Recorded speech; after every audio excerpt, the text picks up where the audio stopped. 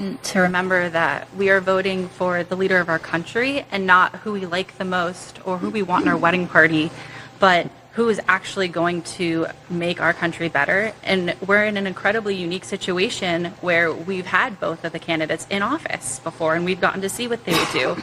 And when facts come to facts, my life was better when Trump was in office. The economy was higher, inflation was lower, things were better overall. And now with Kamala's administration, things haven't been so fantastic. And she's saying she can fix the problems that her administration has caused, but I just don't know if I can afford to take that risk. All right, y'all. So about last night, where do I even begin? For one thing, it certainly wasn't a presidential debate between two candidates because ABC. Okay. Wow. This woman has said it all. She has said it all. She's like, okay, this isn't about voting for your best friend, the best person you want at a wedding party. In fact, she said it. This is your president. You're voting for the president, so you need to be careful. You need not to make no mistakes.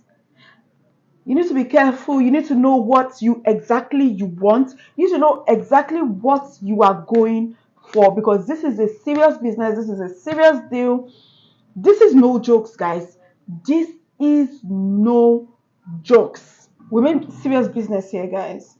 Kamala hoped you wouldn't notice this Trump debates.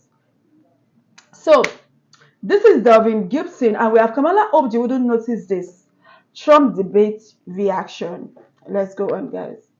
He is disgusting. There's a reason I always refer to him as all bull crap. Goodness gracious, the bias was real against Big 45. You want to talk about unfair? You want to talk about set up? Good evening. We are looking forward to a spirited and thoughtful debate. I give tremendous credit to those 6 justices. There is no state in this country where it is legal to kill a baby after it's born.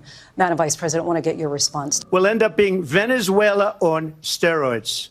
I just want to clarify here. You bring up Springfield, Ohio, and ABC News did reach out to the city manager there. He told us there have been no credible reports of specific claims of pets being harmed, injured, or abused by individuals within the immigrant community. Well, I've seen people on television. Let me just say here, this is the people on television say my dog was taken and used for food. So maybe he said that, and maybe that's a good thing to say for a city manager. I'm not taking this from but television. The people I'm on taking it from television the city saying their manager. dog was eaten by the people that went there.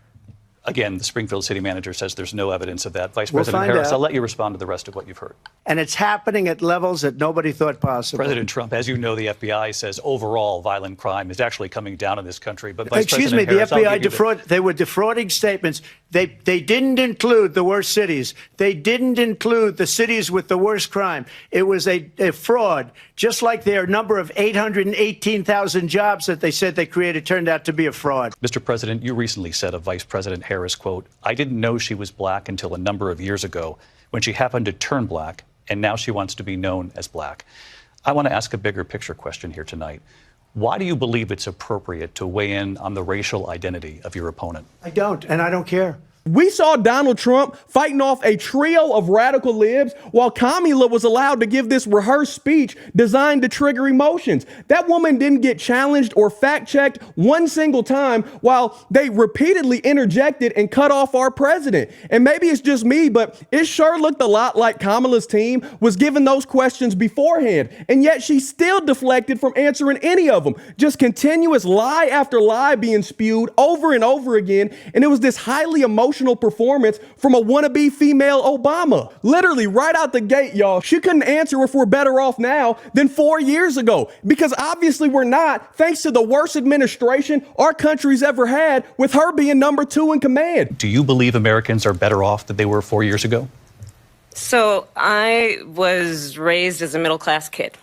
And I am actually the only person on this stage who has a plan that is about lifting up the middle class and working people of America. She's full of crap and just another politician dishing out false promises that won't be kept. And to any of you delusional folks out there that believe that hot garbage she was saying, I pray that y'all get it together before Election Day comes on November 5th. That's why hopefully you'll like and share this video, spread the word, because we're going to talk big picture. It's not about some hour-and-a-half display of chin bushes boogieing and heels up Harris popping off at the mouth, but clearly not about that action. If she was, it would be happening right now. Trump led for 4 years and did an outstanding job. Kamala basically ran the country for the past 3.5 years, and look at how things are going today. It's all out chaos and stress around the world. So I think you've heard tonight two very different visions for our country. One that is focused on the future, and the other that is focused on the past, and an attempt to take us backward. But we're not going back. And I do believe that the American people know we all have so much more in common than what separates us. And we can chart a new way forward, a new way forward. Now, this is crazy. This is crazy. The fact that Kamala Harris has never been to a proper interview where the roaster or whatever, she doesn't even grant these interviews. Yet Trump has had a million of those. I love what the lady said at the beginning. Okay, so Kamala Harris is already in administration. Like, this is Biden's administration, and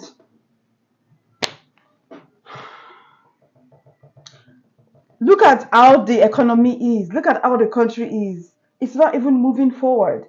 So what is the assurance that when she becomes president, it will move forward? It would not.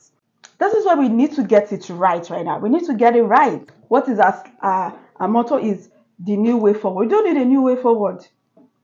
There's nothing she is implementing. There's nothing she is doing right now. Like, the whole country is a mess. The whole country is a mess right now. She's not even fixing it up.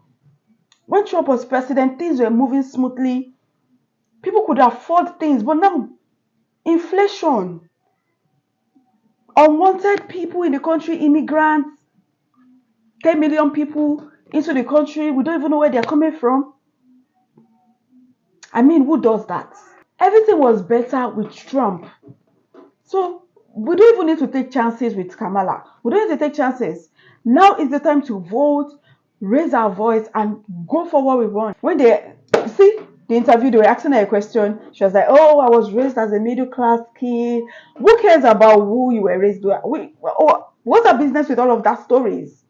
They're asking you a question, you are beating around the bush, you are dodging the question. She does not even know how to answer the question. It is crazy that some people will still see this and still vote for her. Aren't you tired of the suffering? Aren't you tired of inflation? Like, you can't even afford anything. You cannot afford a decent home. You cannot afford decent meal. Crime rates has seriously increased. Why? I urge us to take the right step. Take the right step today. I will not tell you vote Trump or do not vote Trump. It's up to you. Thank you guys so much for watching. If you enjoyed this video, give it a huge thumbs up and please share this video. If you're new to the channel, join VeraMoore. Hit the subscribe button below, turn on the post notification bell so that you can always be the first person to know whenever a new video drops. And that's, guys, see you in my next one. Bye, guys.